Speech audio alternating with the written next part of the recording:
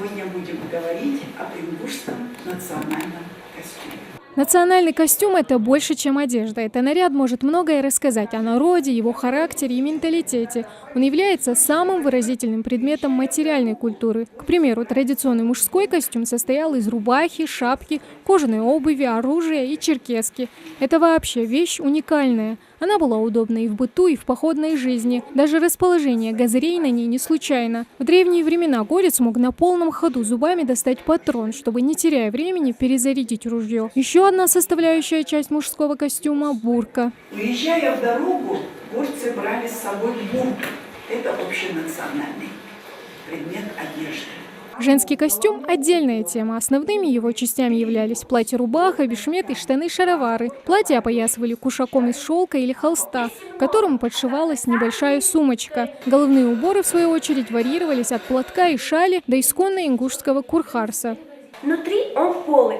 Вверх от основания головной убор постепенно суживался, а затем сильно загибался спереди.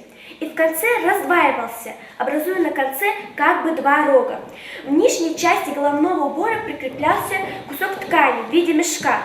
В рамках открытого урока говорят не только об истории одежды ингушей, но и подводят итоги республиканского конкурса национального костюма, где школьники представили на суд зрителей свои поделки, картины и наряды. Ребята вложили в это испытание все силы и фантазию. Имана Парова, к примеру, сшила чока из гофрированной бумаги и решила поделиться секретом создания платья.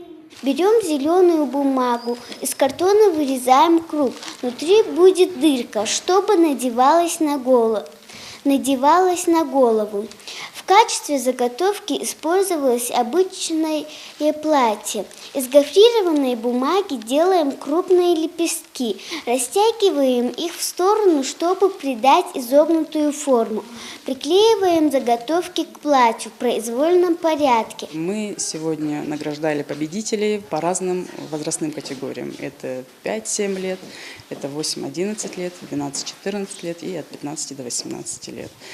Вы могли видеть здесь творческие работы конкурсантов, воспитанников центров творчества, учащихся общеобразовательных организаций. Конкурс проводился для всех групп детей.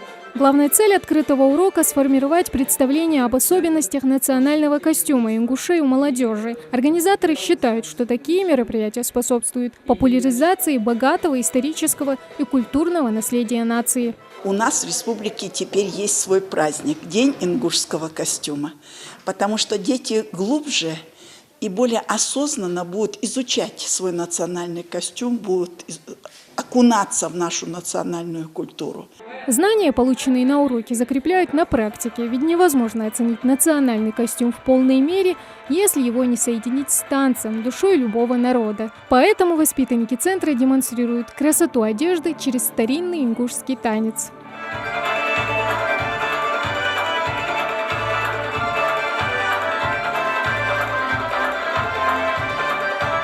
День национального ингушского костюма отмечается в нашей республике впервые. Этот праздник учредили в прошлом году по инициативе главы региона. Отныне дату будут отмечать ежегодно.